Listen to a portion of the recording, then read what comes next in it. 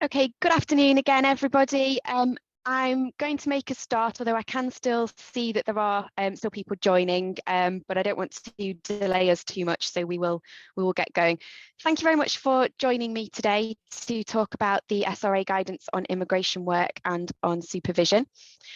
For those of you who don't know me, my name is Amy. I'm an immigration and public law solicitor, and I've specialised in immigration now since around about 2004, 2005, so quite a while. Most of what I do at the moment when I'm not practicing is working as a consultant for DG Legal on all things compliance related, immigration and legal aid. And I'm talking to you today about the SRA's thematic review in immigration and asylum and the two new pieces of guidance that they have issued as a result of that. I want to have a look at the findings that the SRA made in relation to that review, because they need to form the basis of what action you now take in respect of that guidance. And we'll look at each of the two pieces of guidance that they've issued individually as well. So that's the immigration specific guidance and the updated effective supervision guidance. We'll have a look at what this means for you as individual practitioners and as firms, and have a discussion as to, is there anything else that we can do to try and help you to make sure that you are fully compliant with everything that you need to be. What I will mention before we get started as well is we are in webinar mode today, so I can't see any of you and I can't hear you. Hopefully you can see me and you've got no issues hearing me. If you do have any problems throughout the course of the webinar, please just pop that in the Q&A box and we'll do our best to try and resolve that. If you have any questions as we go along, please do pop those in the Q&A box as well. Time permitting, I'll try my best to answer any questions that are raised at the end of the session.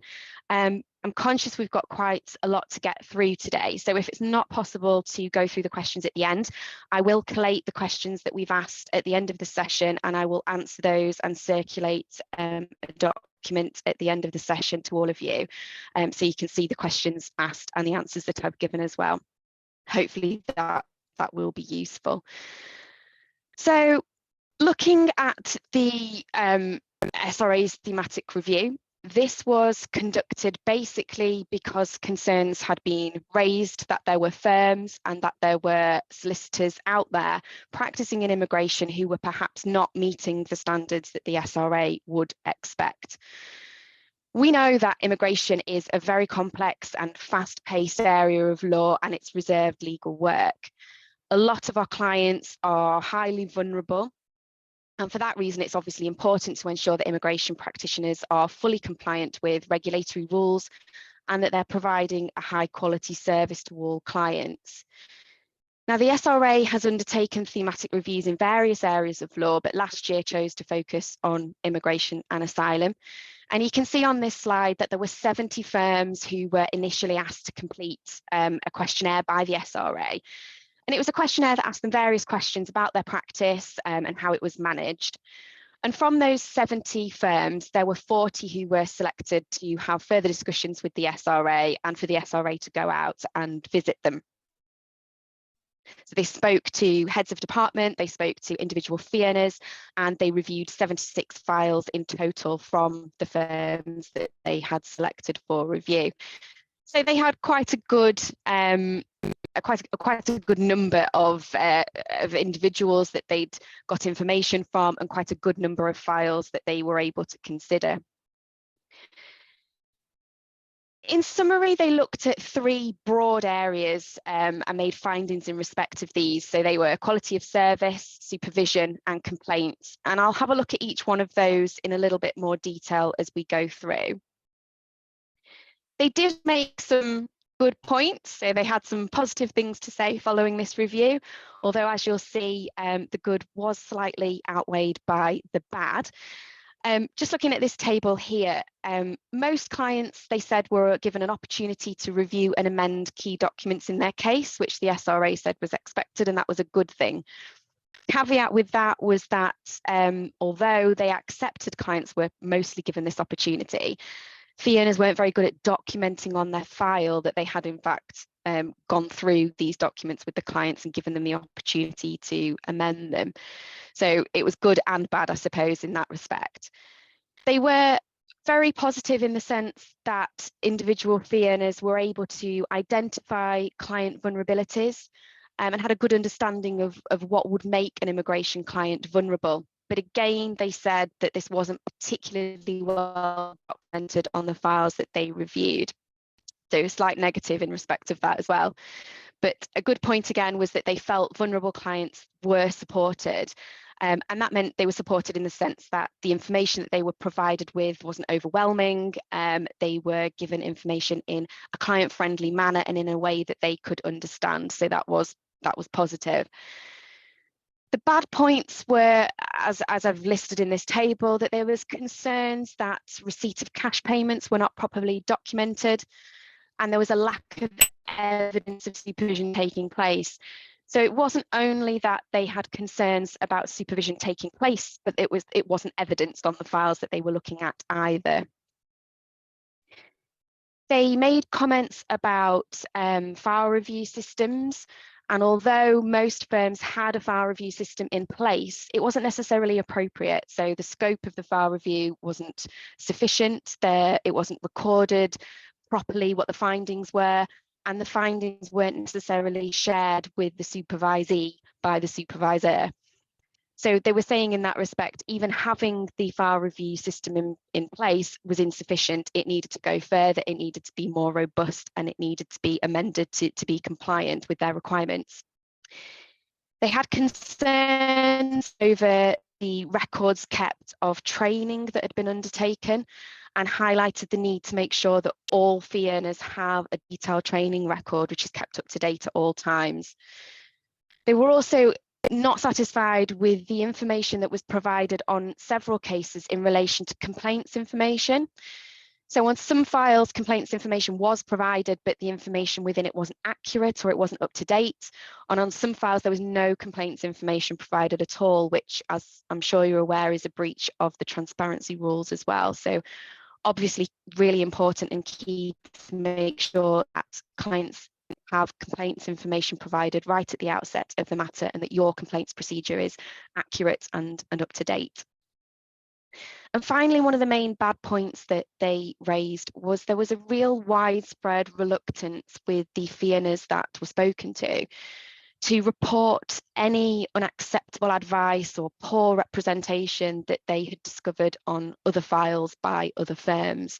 And the SRA was quite concerned by this, because there is an expectation that where you identify a breach of the SRA standards and regulations, a serious breach, that this would be reported.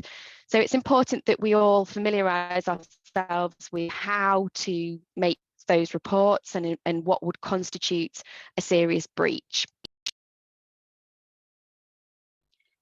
So knowing that the thematic review has taken place and that these 2 new pieces of guidance have been issued, what do we need to do?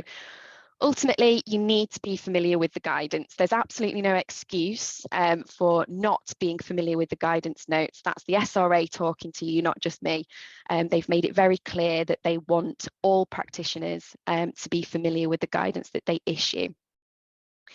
As a result of the thematic review and the 2 new pieces of guidance, it's strongly recommended that you take it as an opportunity to review the practices that you have in place across your department or across the firm, so that you can assess whether you have got suitable processes in place and whether you need to have a look at amending any of them and improving any of those practices.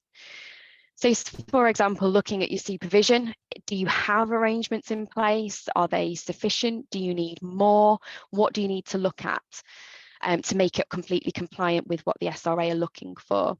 It's definitely about the recording of the supervision as well. So not just having processes in place, but making sure that you're able to evidence that that supervision is taking place as well. And I'm going to go through each of the areas that the SRA has reviewed so that we can discuss those findings and what we ought to be doing as immigration practitioners now.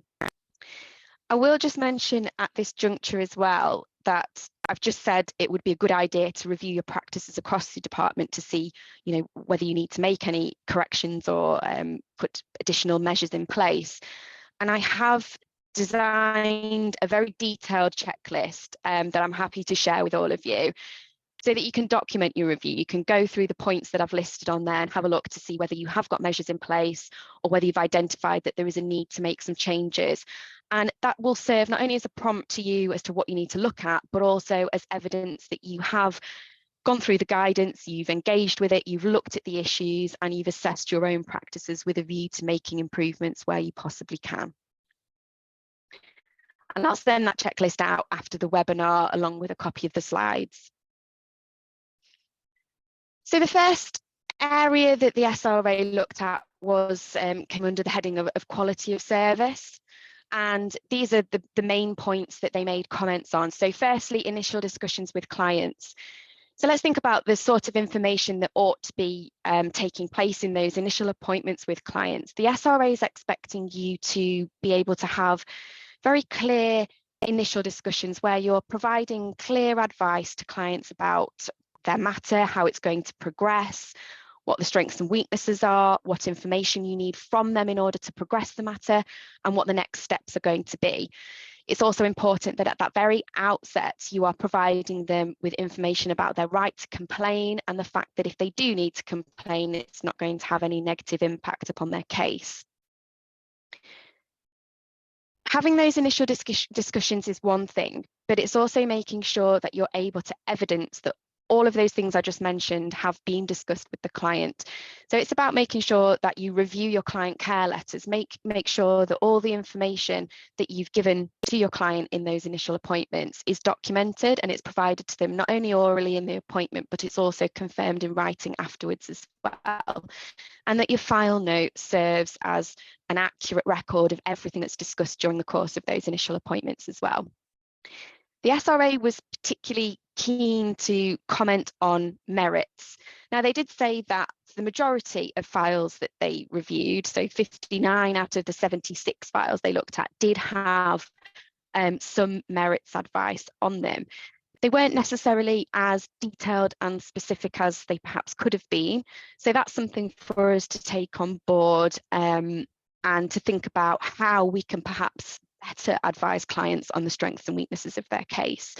Now, it's something that we'd want to look at the very outset of the matter, giving the client an accurate account of whether we think that their case is very strong or very weak, and what those particular strengths and weaknesses are, and what, if anything, can be done to improve the prospects of success. It's not just at the outset of the matter that we should be advising in relation to merits, but also at key stages of the matter. So think about, for example, if you receive an expert report in relation to a client case, how does that impact the merits of the case? Does it improve them? Does it make it worse? Why? You need to document all of that on your file as well and record the conversations that you've had explaining the impact of that on the merits to the client. We talked briefly about the SRA commenting on clients being given the opportunity to review and to amend key documents where necessary. And it's very important that you document, again, that you will give your clients the opportunity to review those documents. So in immigration context, what we're talking about here would be things like a statement, a witness statement, an appeal statement. It could be a letter of representations that you're sending to the Home Office. It could be a letter of instruction to an expert. It's the need to actually engage the client in the process and to say, this is what we're putting forward on your behalf. Do you agree with that? Is it accurate? Are you happy with the content? Is there anything that you want to add or amend? It's also think about substantive interview records, screening interview records. We go through those with the clients, but you've got to document the fact that you've gone through them and any amendments that the client has suggested that they would like to make. So in the process of documenting the fact that you've reviewed these documents with your client, you really need to go to some length to explain what you've reviewed and what changes have been made as a consequence.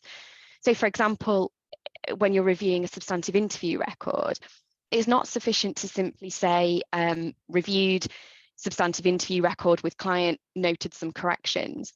you need to go a little bit further. So you need to say, well, what corrections have you made, and why? And was it because the client raised the fact that something was inaccurate, or it had been a misunderstanding?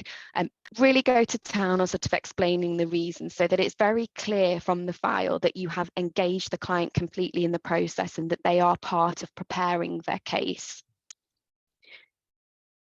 They looked briefly at how firms were complying with directions. Now, this is directions in relation to tribunal hearings, for example, deadlines, but also Home Office deadlines. So things like a deadline to submit a PIQ, or deadline to submit further representations, for example. What the key point is really is how, as a firm, or how as supervisors and fee earners, you deal with those deadlines. Is it a case of it being left to the individual fee earner to note those deadlines, record them in their diary, or do you have more in-depth processes in place where you have a supervisor check all dates and record them in their diary and the fee earner's diary?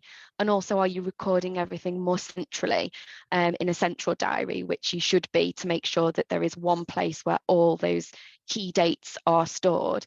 And then think about how you review that central diary. How do you make sure that those dates are complied with? Is that part of the supervisor's role to make sure that the staff that they supervise are complying with any key dates that they have for that particular day? And obviously, what I would just say there is, it's of course best practice to make sure that you comply with all directions and all deadlines. There may be the odd occasion where you miss a deadline for some reason or another. It might be because a client failed to attend an appointment and you were without instructions. There may be other reasons. But where you do miss a deadline, it's really important that you give an explanation as to what's happened, and wherever possible, request an extension of time for complying with whatever it is that you're needing to comply with.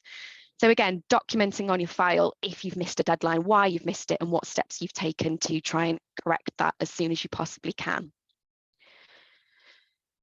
The SRA referred to their warning notices and their advice and guidance, and expressed concern that there were a lot of firms who didn't know about it. So they were very honest, and only 18 of 40 firms said that they knew that the SRA issued warning notices and guidance.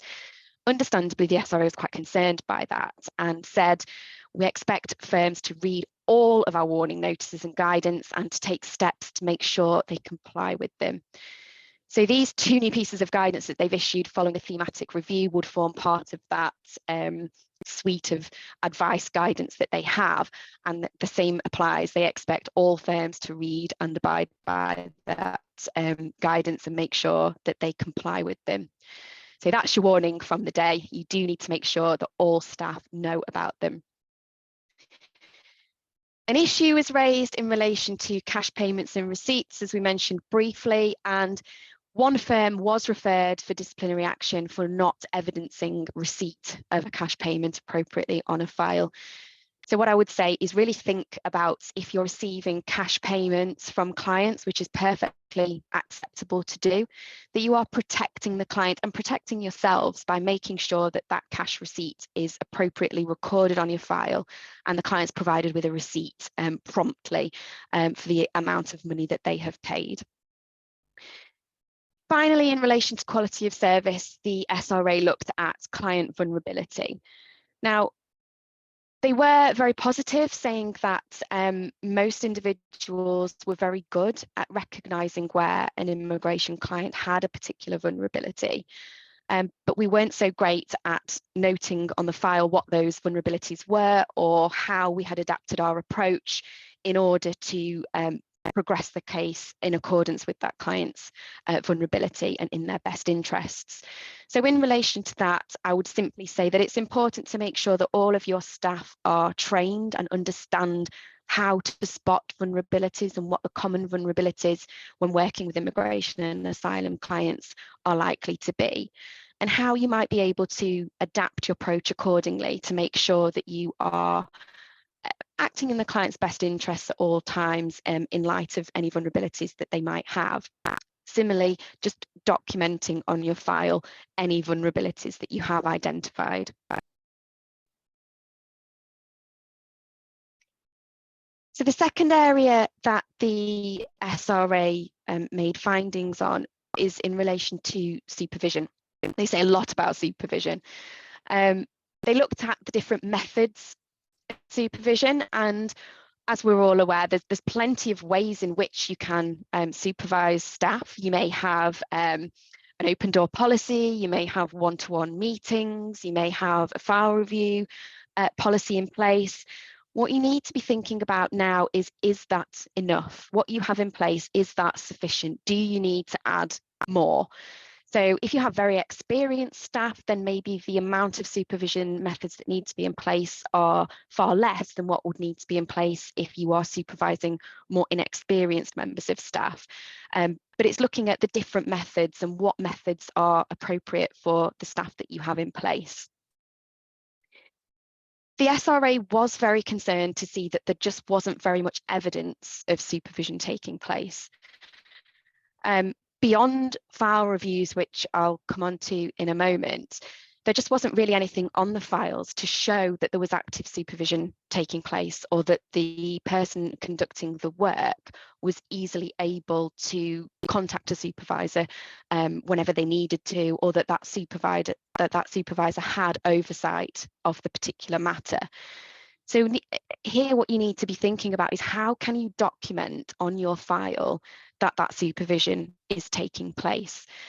Now, it may be simply keeping records of emails or handwritten notes, or any evidence of conversations that have taken place where a supervisee has asked for advice or guidance on a particular matter, or where a supervisor has conducted an ad hoc review. Make sure that is documented somewhere so it's clear. Most firms will have, I hope, a system of file review in place, and that was acknowledged by the SRA. I think that what we need to look at here now is whether the file review system that you have in place is in fact useful to the firm, and is it useful in making sure that you're compliant with your SRA regulations. File reviews, to some extent, and I'll hold my hands up to this as well, because in the past, you know, it is seen as a bit of a pain in the neck to have to do your file reviews every month. It takes up a lot of time, and it's time when you should be fee earning. But it is a crucial element of the work that we do, and it's a really important risk management tool, as well as a supervision tool. So we need to start really realising, I guess, the importance of a file review system and making sure that it is effective. Don't see it as just a tick box exercise for the quality standards. So, you know, SQM or Lexel, who require you to do a certain number of file reviews every month. Don't choose the teeny tiniest, thinnest files that you can possibly come across, because you know that's going to enable you to get through them quicker. It doesn't help you to engage with the issues on the files if that's your approach, and it isn't going to give you an opportunity to identify any concerns. What you need to be doing is looking at whether your file review system gives you an opportunity to really engage with the issues on the file, and does it give you the opportunity to review the whole breadth of the work that's being undertaken in your department. If it doesn't, it needs to change, and you need to look at how you might be able to implement a better process. The other thing that I would say that struck me as I was writing some of the guidance today is, when was the last time you reviewed your file review checklist? I know that the one that I use, I've had in place for, well, years, longer than I care to admit, to be honest. And it's just the file review checklist that I've always used. I know it's compliant with the very basic things that it needs to be compliant with. Is it actually useful? And I think that that's a really key point to take away from today, is go away and have a look at the checklist that you're using. How long have you been using it for? And is it actually useful? You know, can you amend it to make it a bit more helpful for you, to prompt you to look at particular things that might then, you know, mean that you're more easily able to identify any issues, any training concerns, for example. Now, supervision structure and case allocation is something that the SRA also had a bit of an issue with. And what I would say to you in relation to that is have a look at your supervision structures and think about who you've chosen to be your supervisor. And if you are a supervisor, who you've been given responsibility for supervising. You need to look at the ratios. Is it appropriate that one supervisor is supervising 4 caseworkers, for example? Whether or not that is suitable will be down to an individual assessment of the caseloads, of the experience of the people who are being supervised, and the time and availability and experience of the supervisor. But it's really important that you're able to justify that structure that you have in place and be satisfied that it is suitable, and that the supervisor has sufficient time to properly engage and properly supervise, and that the supervisees feel that they are appropriately supported in the work that they're doing. In relation to the structure of supervision, there were 3 fee earners who said to the SRA that they received no supervision from anyone at all. And 8 heads of department, which made up 20% of the heads of department that were spoken to, said that they received no supervision either. So think about, if you are the head of department, if you are the main supervisor, who do you go to? Who supervises you? Who provides you with a second opinion, a second pair of eyes, for example? Do you feel supported? Do you feel that you might need somebody to be able to give you a second opinion or check your work from time to time? And if that's the position, think about how you might be able to put that in place. There are ways that you can think about outsourced checks or outsourced quarterly file review checks or something like that, if you feel that that would be of assistance as well. Case allocation is very important when you're considering the supervisor's responsibilities in relation to the cases that they're supervising. The supervisor needs to have oversight of every case that they are supervising ultimately. So it's important that the individuals who are allocated cases are given cases that they are competent to perform, and ones which the supervisor feels competent and experienced enough and able to supervise appropriately. So think about how you make decisions on case allocation and who takes on which type of case and how many cases that they take on board. And supervisors really need to be actively involved in that process, and making decisions on how many cases each individual is taking on, because it does impact on the supervisor's time and availability if they're required to have knowledge and insight of every single case. The other point there that I've mentioned, background checks, is that the SRA was concerned that firms were not conducting background checks on new employees. So I've listed that there just as a bit of a prompt to you to say, don't forget, when you recruit a new supervisor, a new member of staff, that you are checking their regulatory record. You're making sure that there are no adverse findings made against them by the SRA or by other regulators, SILEX, the OISC, the Bar Standards Board, for example. Within my guidance note, I've got the links where you can check a person's regulatory record, and copies of that guidance will be given to you at the end of the webinar as well if you don't already have it. But when you recruit somebody, as part of your reference obtaining and your initial processes, make sure that you incorporate that background check as well. It's not just solicitors that can have adverse regulatory history, non-solicitors can as well. So it's important that you document that you are undertaking those checks and documenting the findings of them as well. Finally, in relation to supervision, the SRA talked about training and competency, and they were concerned that firms were not recording all of the training that was being undertaken by their members of staff. Now, we all know that we need to have a training and development plan, that it needs to be kept up to date and regularly reviewed, and we know that we need to keep a training record of all the training that we do. This just serves as a reminder to make sure that you do regularly visit your training record and constantly review your practice, constantly think about what learning and development needs that you might have, and keep a record of it. That's the key point. Make sure that you keep a record of it. You never know when you might be asked for it, so keep it up to date. It's really important.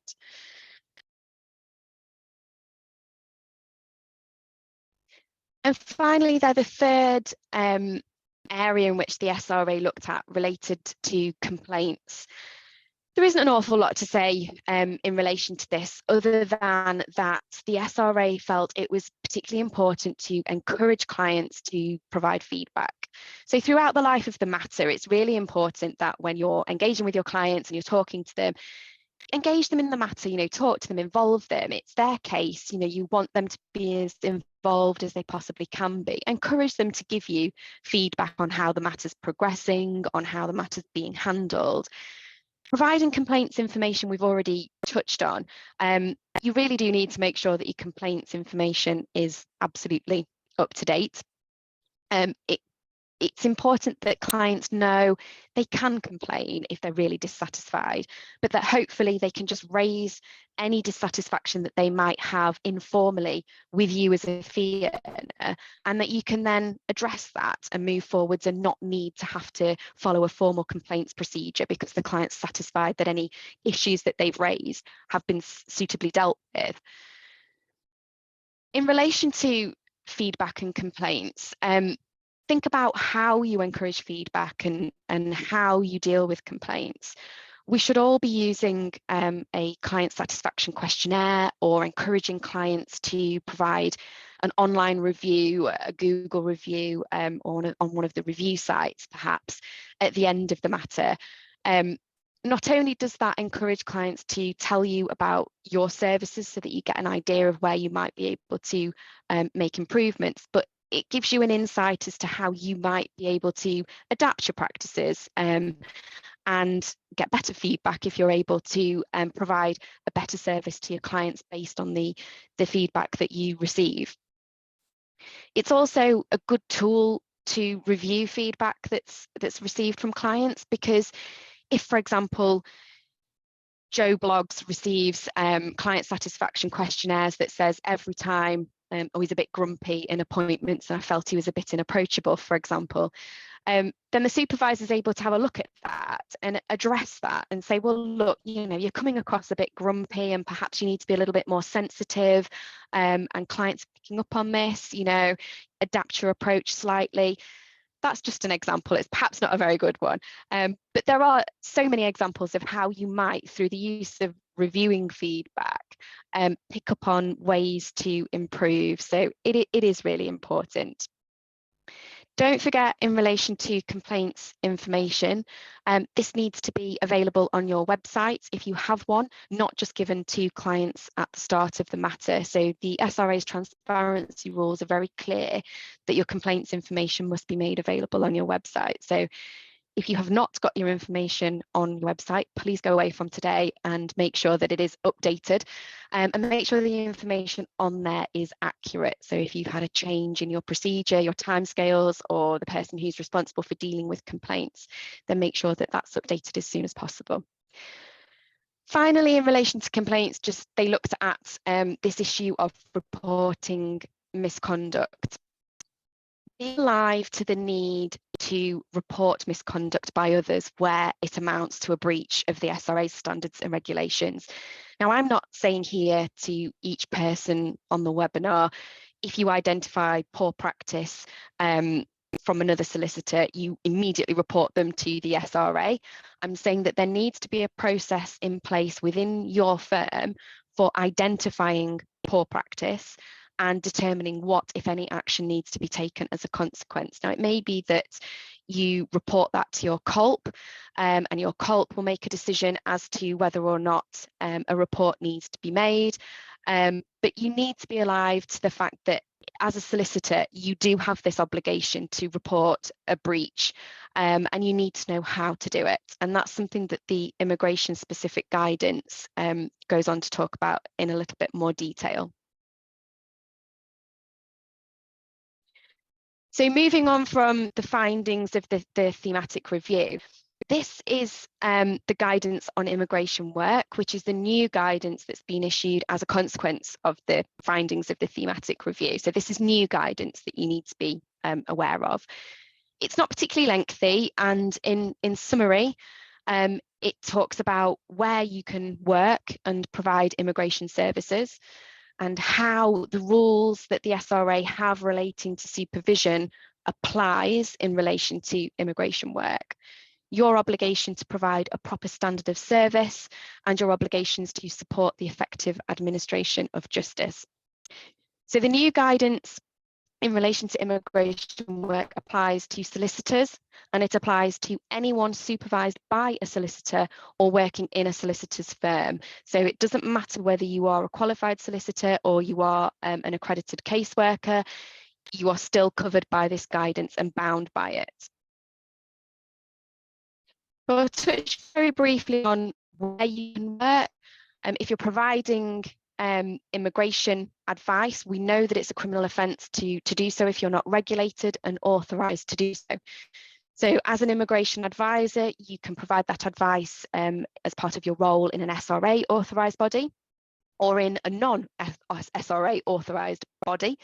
So it may be a firm that's regulated by another regulator, the Bar Standards Board or SILEX is given as an example there.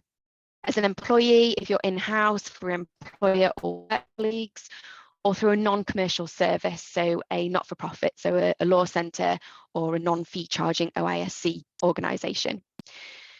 Just a note there that the SRA has made it clear also that freelance solicitors cannot undertake immigration work in that capacity.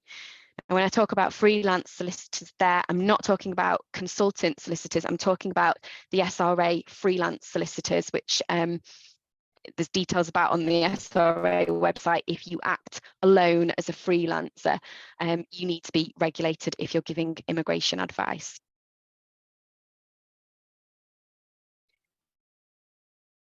The second section is again about arrangements for supervision. So what are the SRA requirements in respect of supervision? Well, let's have a look at it. The SRA are saying that service to clients must be competent, delivered in a timely manner, and take account of clients' attributes, needs, and circumstances. And you must be competent to carry out your role and keep your knowledge and skills up to date, and have an effective system of supervision for looking after client matters. The bit that gets me here is in bold on this slide. A supervisor is expected to communicate directly with each person they supervise, often enough to ensure that the supervisor has clear oversight of the work being done while it's live at all key stages. The supervisor is readily available to support the person doing the work and can provide robust assurance that legal and regulatory requirements are being met. And that's quite a burden, isn't it? It's quite an obligation as a supervisor to comply with that. And that's the code of conduct. So Rule 3.5 of the Code of Conduct for Solicitors makes it clear that a supervising solicitor is responsible for the work being carried out by those that they supervise. It's a big responsibility, and you need to make sure, if you are a supervisor, that you feel you are compliant with those requirements. If you don't feel that you're compliant with those requirements that are highlighted in bold, then you need to review your arrangements and make sure that you can try and implement changes to make sure that you are compliant and that you feel that you are able to satisfy the SRA if they were to ask that you do meet all of those requirements through your work. It is a significant role and it is a significant responsibility, and it's really important, and that's been highlighted through the thematic review in this new piece of guidance, that supervision is absolutely key to the running of your firm, and that it must be documented that it's being performed appropriately. So how do we know what is suitable supervision? It's difficult, isn't it? And it's very much dependent on who the supervisor is and who the supervisees are. Ultimately, the SRA says, look, this is for you to determine. It's down to individual firms to say what they think should be in place. But they do make it clear you need to be aware of the risk factors when you decide what is suitable supervision, when you're making decisions as to what you can put in place. Now, when they talk about the risk factors, they are referring to the risk factors which appear in the effective supervision guidance. Now, that's the second piece of guidance that I'm going to move on to talk about shortly. And it's the piece of guidance that is already in existence but has been updated following the thematic review. It's not specific to immigration, I must say, the effective supervision guidance. It applies to all areas of law, but we're looking at it here in an immigration context today. So the risk factors are set out here for you on this slide.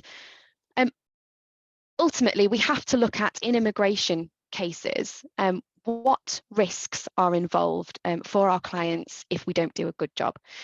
And we know that in our cases, it's pretty serious, isn't it? If we get it wrong, if we advise incorrectly, do a bad job, there are serious consequences for our clients. So therefore, that would indicate the need for supervision to be higher than perhaps what it would in other areas of law if the consequences of poor advice are not quite so severe. With immigration, we're talking about the risk of imprisonment, removal, deportation, and then the consequences of being returned to a country of origin if their application is unsuccessful.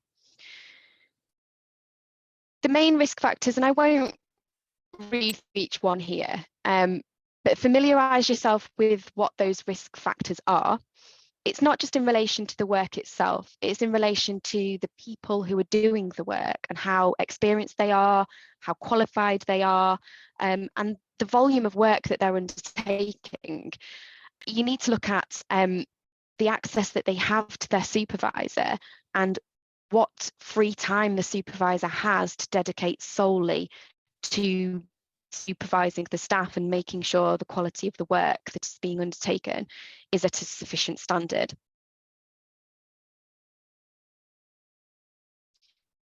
Looking at how they apply to immigration workers, I think we've just mentioned that the consequences of poor advice are severe. The challenges that immigration clients face, we know it's language barriers, they're vulnerable, and they have a lack of financial means. So we really need to think about how we can adapt our approach to protect our clients and to make sure that they are receiving the best possible standard of service. And the way of achieving that is through having really good systems in place to make sure that the quality of service that you're providing is of a high standard, and that the work that you are providing is appropriately supervised and meets all of the requirements that it needs to.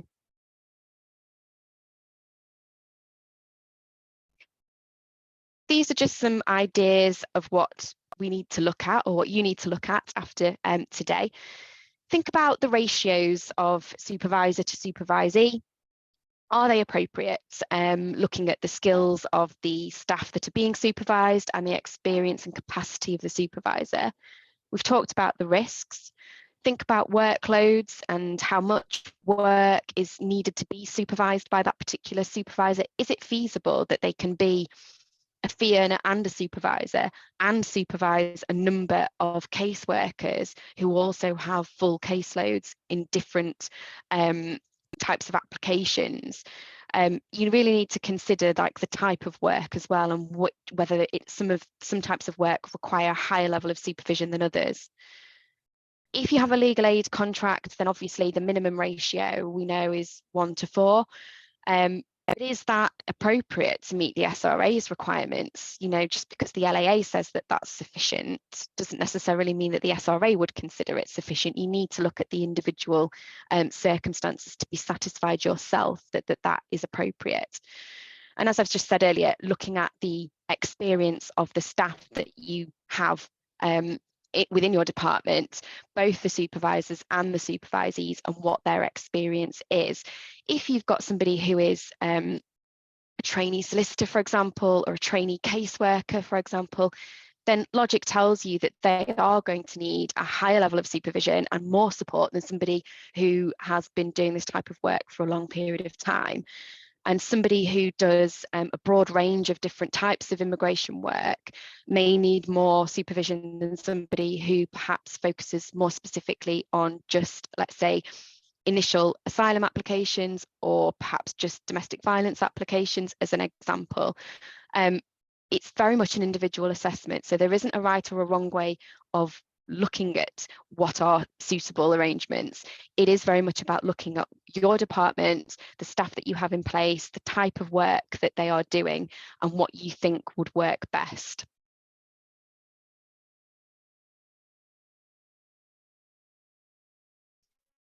The third area that the immigration guidance looks at is how we can provide a proper standard of service to clients. Now, our obligations are set out in the SRA's standards and regulations. And ultimately what they say is that information needs to be provided to clients in a client-friendly and accessible way. They need to understand the advice that they're being provided with, basically. And it's important to provide the best possible information that you can to your client about costs, about timescales, about the prospects of success, and to be very clear with them right from the outset about how their case is going to develop.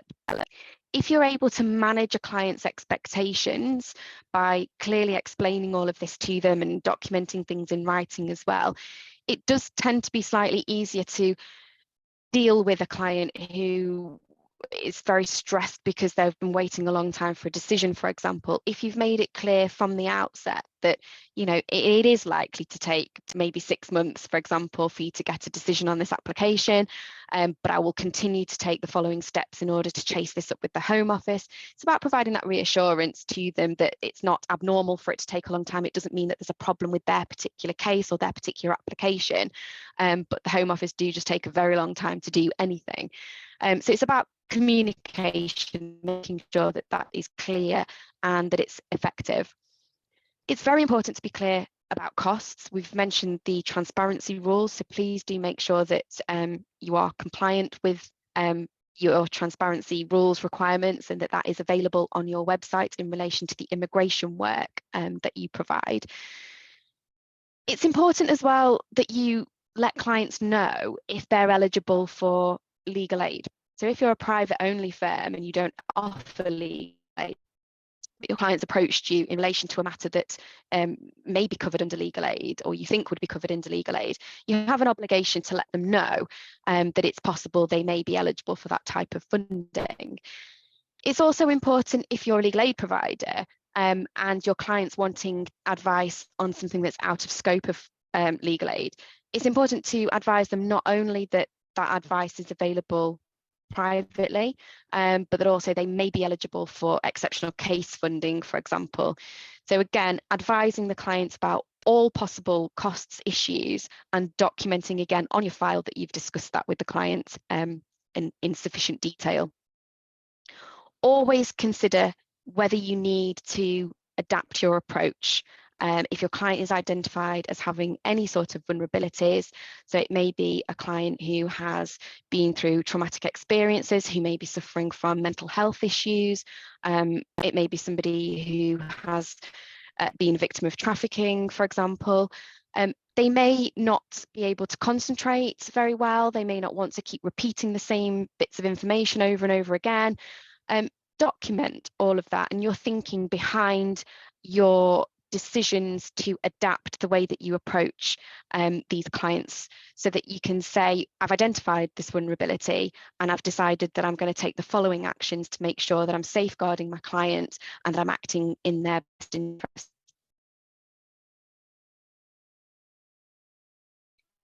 Again, just a little bit more about complaints there. I think I've largely touched on the importance of your complaints information being up to date and making sure that it's accurate and it's on your website and it's provided to clients at the very beginning of the matter. The only other thing really to say about it at this stage would be try to resolve complaints as amicably and as quickly as you possibly can. That's always going to be in the client's best interests and probably in your best interests. The SRA also mentioned as part of their findings in the thematic review that you should respond appropriately to any third-party intermediaries that the client involves in their case. So it may be that you feel frustrated at having to repeat yourself or share information with a third party. But if the client has asked that that person is involved and has consented to you providing information to that person, then it's important that you do engage with the client's wishes and provide that information to the third party as requested.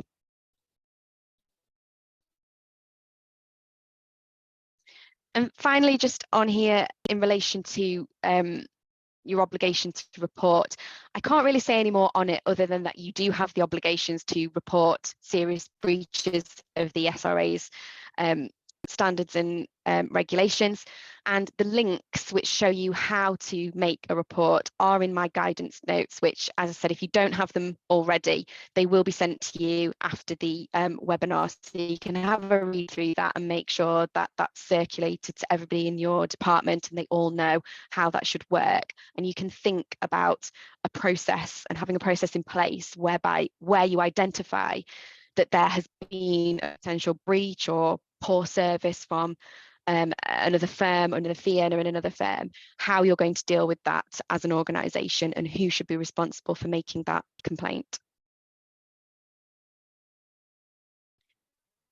In relation to training and competence, ultimately what the SRA is saying is you need to be competent to do the job. It's a bit of a given, isn't it? You need to take responsibility for your training and to make sure that as solicitors, you have continuing competence. You should be regularly reviewing your practice, identifying any learning and development needs that you may have.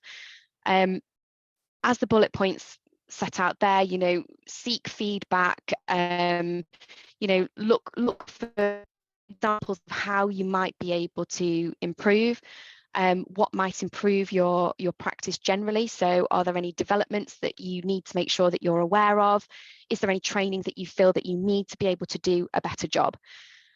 Always have a training plan and record, and that's for all staff. It's a really useful document because it can then be used at an appraisal and it can be used at supervision meetings to really look at whether the people that you're supervising have identified all their training needs and whether you've met them in terms of making sure that that training is provided to them.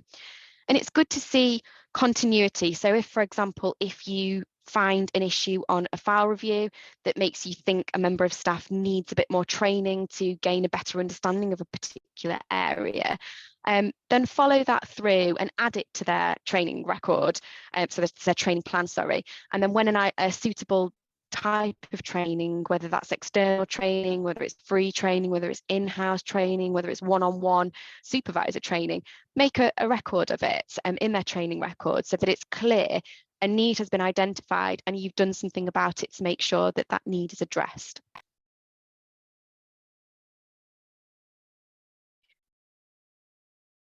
In relation to supporting the effective administration of justice, it is what it says on the tin. The SRA is very clear that solicitors and firms are required to act in a way that upholds the rule of law and upholds the proper administration of justice.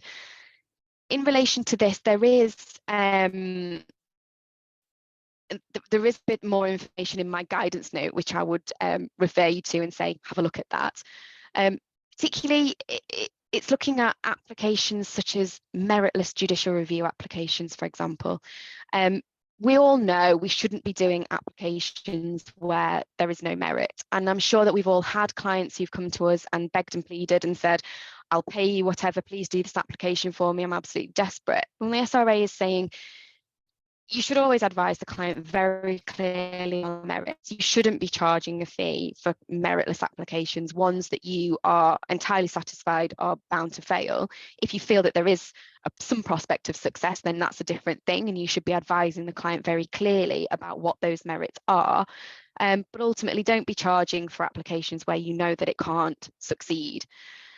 I would say be very careful with immigration judicial review applications. I'm sure you've all seen the judgments from High Court judges where they have reported immigration firms and individuals for making what they consider to be wholly without merit applications. There is a Law Society practice note specifically on immigration judicial review applications. Again, there'll be a link to that in the guidance document, and I just would recommend that everybody familiarises themselves with that practice note. In a nutshell, if you're not familiar with judicial review, if it's not your area of practice, if it's not something you feel comfortable with doing, don't do it. You know, there are consequences to making a mess of applications like that, not just for the clients, but also for individuals and for firms.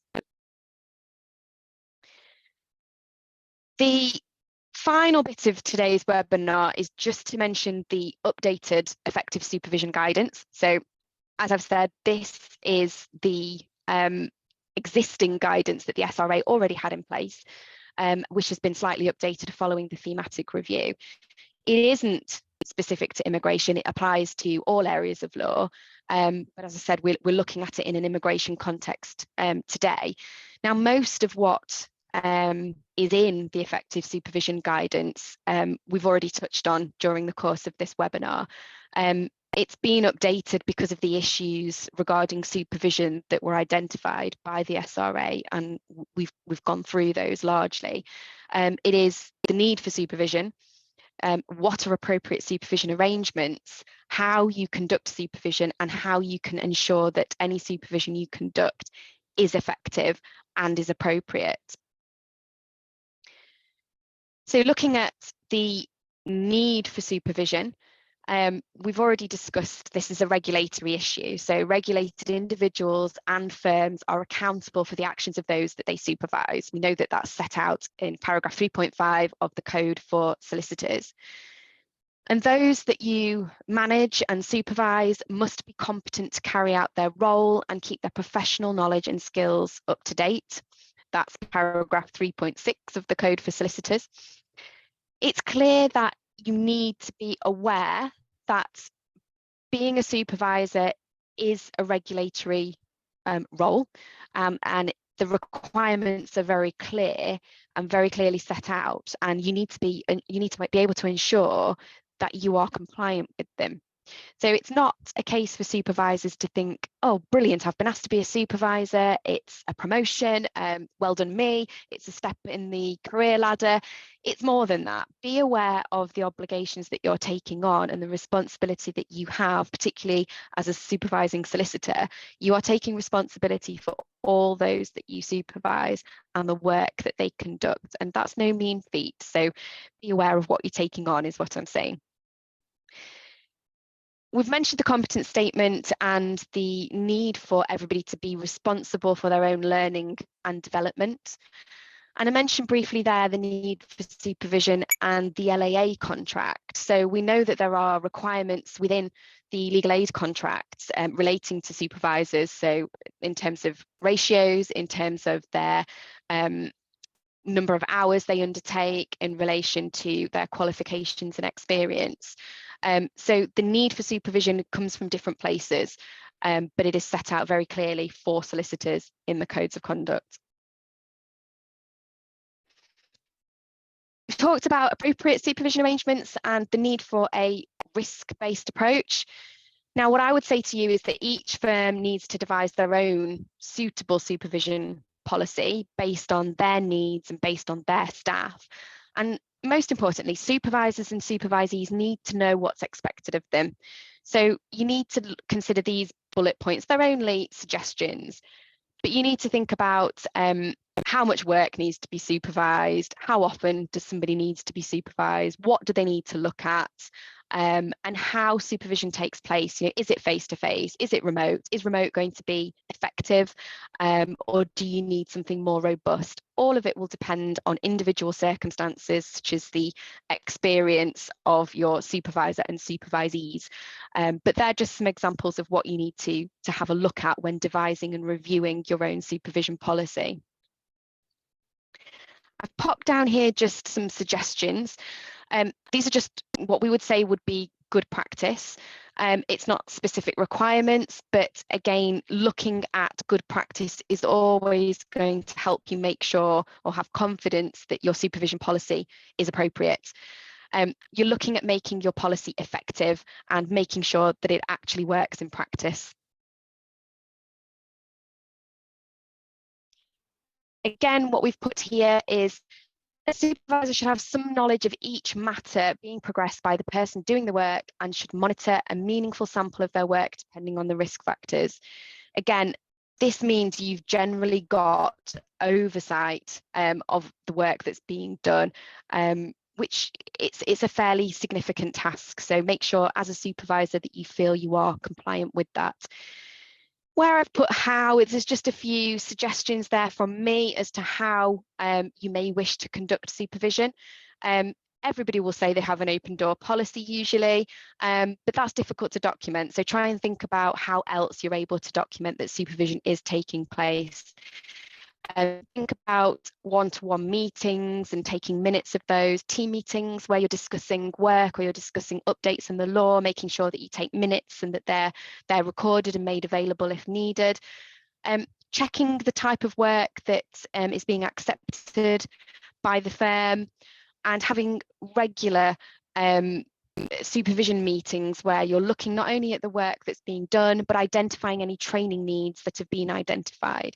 Make sure it works for your firm and for the fee earners within it. I'm conscious I'm just going slightly over the time now, so I'm going to try and wrap this up as quickly as I can. As I've said throughout this, it's the recording evidence that supervision has taken place that is so very important for the SRA. So you may feel that supervision is absolutely taking place within your firm, but when you stop and think about where the evidence of that supervision is, that's where you may come into some difficulties. So think about how you can evidence it, you know, making sure that copies of emails are stored on files, that you make notes in your time recording, for example, and on your file notes. Where you're using track changes or you're making notes on documents, try and give an explanation as to why you've made changes, so that it's clear if anybody reviews that file that supervision has taken place and issues have been identified. So it's not necessary to capture every possible instance of supervision, such as ongoing informal discussion about, you know, a draft document, for example, where, you know, a supervisor is working closely with a supervisee on drafting something. But it is necessary to make sure that it's clear from files where a supervisor has had oversight, where a file review has been undertaken, where a supervisor has been consulted, for example, or questions have been asked. And you can see on the bottom of that slide, there was only evidence on 29 files of the 76 reviewed that supervision had been taking place. So not enough, basically. And as an example there, particularly post-COVID, we communicate via WhatsApp an awful lot more, and that applies to client correspondence as well as with supervisors and with colleagues. So what we're saying here is if you are communicating by WhatsApp, if there's remote supervision taking place, then just put it on the file, you know, make a note of it so that it's recorded and you've got that evidence on there. Some bullet points for me there on how to make sure that your supervision is effective. Everything there we've already really talked about, I guess, apart from me saying analyse any feedback that you get very carefully, analyse any complaints that you receive very carefully. You should be doing that as a minimum on an annual basis anyway. Do it more regularly if you feel that you need to. Review your file review data, you know, that again should be reviewed annually as a minimum, but reviewing it will always give you an insight as to what's going on if your file review system is appropriate. And I'll just mention there before I move on, being clear about what is expected of every supervisor and every supervisee so that you're not going to run into difficulties. Supervisors know what they need to do, supervisees know when they can contact their supervisor and when support is available. The SRA has made it clear that where they find there have been breaches and serious breaches of their standards and regulations, they will deal with it in accordance with their enforcement strategy. There is more information about what the SRA will do in my guidance notes. They are focused on taking action in respect of serious breaches. So it's acknowledged that we can make mistakes, but there needs to be an awareness that mistakes need to be identified, resolved as far as possible, and measures put in place to ensure that they don't reoccur within your firm, and that really needs to be documented very clearly. So ultimately, following the thematic review, there's going to be another one. So we can expect another immigration and asylum thematic review by the SRA in 12 to 18 months. They've made it clear there is absolutely no excuse for not being aware of the guidance that they have now issued. And it's presented you with an opportunity to review everything, because the consequences of not having appropriate provisions in place are fairly severe. So what I'm saying to you is take it seriously, because the SRA definitely is. And we have seen that they have referred firms for disciplinary action as part of this thematic review, and it's clear that they will not hesitate to refer others where they identify breaches in the next one. So use this as an opportunity to get ahead of the game and to really ensure that you are fully compliant. A little slide there that just gives you an idea of how we might be able to help at DG Legal if you are a bit stuck, if you think I'm not really sure whether the provisions that we've got in place are sufficient, if you want a general discussion, a second opinion, a review of any of your documents or a review of any of your processes, please get in touch. I've completely run out of time, and I do apologise profusely for going over. It was a lot to get through in 1 hour. So I'm afraid I haven't got time to go through any of the questions. I can see that there are a number of questions that are in the Q&A box. So I will, as I promised at the beginning, go through those after this session and do an answer to them and circulate a list of those questions and my answers to them. If anybody finds that they have questions now that they would like to raise, that's my email address. Please feel free to drop me an email with those questions, and I will try and incorporate those into my FAQ document. I will send a copy of the slides, a link to the recording, copies of the guidance notes, and that detailed checklist that I mentioned earlier to help you document the review of all your processes. They will be sent out probably tomorrow to everybody who registered for the webinar.